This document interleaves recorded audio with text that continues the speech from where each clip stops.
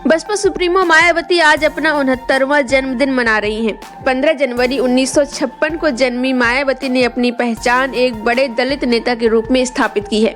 हर साल 15 जनवरी को मायावती का जन्मदिन उनकी पार्टी द्वारा जन कल्याणकारी दिवस के रूप में मनाया जाता है। इस खास मौके पर आज उन्होंने दलितों, गरीबों और पिछड़े वर्गों के उत्थान के प्रति अपनी प्रतिबद्धता दोहराई और पार्टी कार्यकर्ताओं को एकजुट होकर काम करने की अपील की।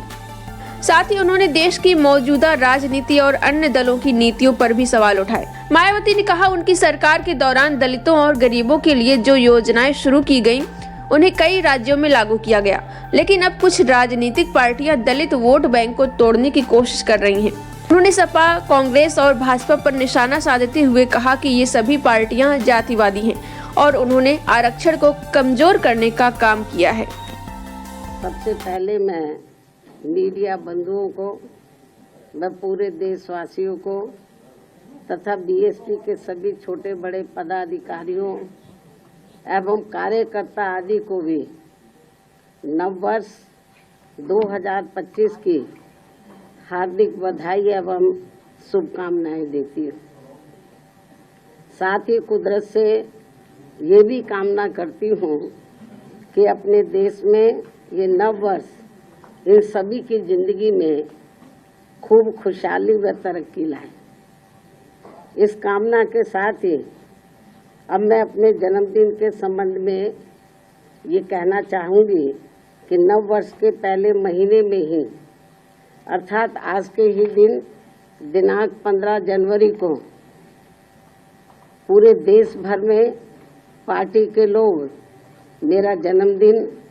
विशेषकर इसे जन कल्याणकारी दिवस, पीपल्स वेलफेयर डे के रूप में मनाते हैं और इस दौरान उन जन कल्याणकारी योजनाओं के बारे में अपने लोगों को बताते हैं जिन्हें यहाँ यूपी में 4 बार मेरे नेतृत्व में रही बीएसपी की सरकार में शुरू व लागू भी किया गया है, जिनसे फिर यूपी के खासकर गरीबों, दलितों, आदिवासियों, पिछड़े वर्गों, मुस्लिम व अन्य अकलियतों की स्थिति में काफी कुछ बदलाव भी आया है, सुधार भी आया है और अब उन योजनाओं की देश में दूसरी पार्टियों की राज्य सरकारें भी काफी नकल कर रही हैं, लेकिन इन लोगों के प्रति उनकी नीति व नीयत साफ नहीं होने की वजह से फिर ये सरकारें इन्हें कोई विशेष लाभ नहीं दे पा रही हैं। इतना ही नहीं बल्कि मेरी सरकार द्वारा यहाँ मजदूरों, बेरोजगारों, किसानों, व्यापारियों व अन्य मेहनतकश लोगों के साथ ही युवाओं,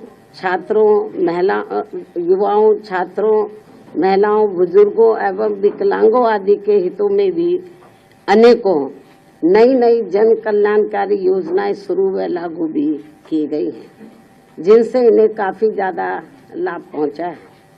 और जिनसे प्रेरित होकर अब पार्टी के लोग यहाँ फिर से यूपी में व यूपी की तरह पूरे देश में भी ऐसी ही जन कल्याणकारी सरकार बनाने के लिए पूरे जी जान से लगे और यदि इसके लिए पार्टी द्वारा किए गए कार्यों के प्रति इनकी पूरी ईमानदारी व निष्ठा आदि होती है तो फिर यही मेरे जन्मदिन पर इनका हमेशा ये विशेष तोहफा भी होगा। इस उम्मीद के साथ ही अब मैं अपनी पार्टी के ऐसे सभी छोटे बड़े पदाधिकारियों, कार्यकर्ताओं एवं शुभचिंतकों आदि का भी